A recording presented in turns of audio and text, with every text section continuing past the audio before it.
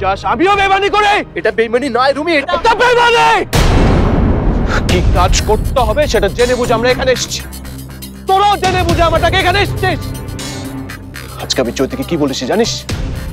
আমার বন্ধুরা কোনোদিন আমার সাথে বেইমানি করতে পারে না, প্রয়োজনে আমার জন্য জীবন দিতে পারে। আমিও পারি, তোর জন্য আমরা জীবনও দিতে পারি। তুমি তুই এই লাইন ছেড়ে দে রুমি।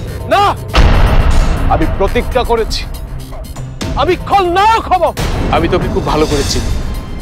তুই কবি, তুই প্রেমিক, তুই খলনায়ক হতে পারবি না, কোনোদিনও পারবি না। পারবো। এসব কবিতা ভালোবাসা আমার জন্য না। আমাকে খলনায়ক হতে হবে।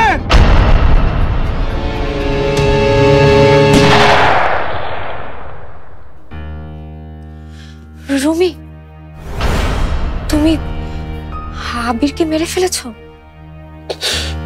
হ্যাঁ,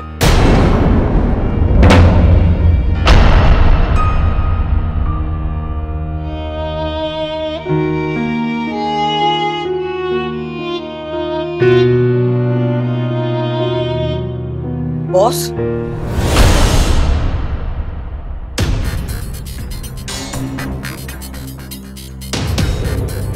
আপনি আবির বাইরে মাইরা ফেলাইছেন? মামুন ভাই, কথা কইতেছেন না কেন? আপনি সত্যই আবির বাইরে খুন করছেন? ও আমাদের সাথে বেইমানি করেছিল মামু। বেইমানি করছে তো তারে আপনি শাস্তি দিতেন, আমগরে কইতেন। আমরা তার ঠ্যাং ঠুং ভাঙা হাসপাতালে ভর্তি করতাম, আবার দেইকা শুনে তারে ভালো করতাম। তাই বলে আপনি তারে জানে বাইরে ফালাইলেন? তুই ভুলে গেছিস, এটাই আমাদের দলের নিয়ম। নিয়ম?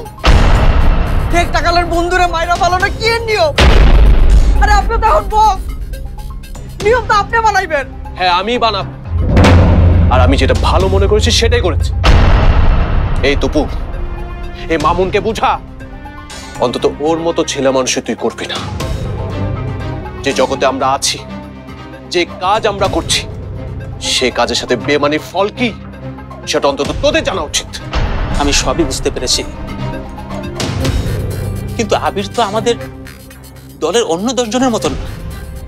আমাদের খুব কাছের বন্ধু, ছোটবেলার বন্ধু।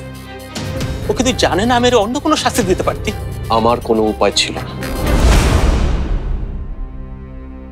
মামুন, চল এখান থেকে। ও জামুই তো, থাকুম না আর আমি আপনাকে লগে। সারা বন্ধুরে মাইরা পালাইতে পারে, তাকে লগে আমি আর থাকবো না। তোইরা না পারে, আপনাকে কাউরে আমি বিশ্বাস করি না, কাউরে না। মামুন, চল এখান থেকে। ওকে আমি নিয়ে যাচ্ছি রুমি।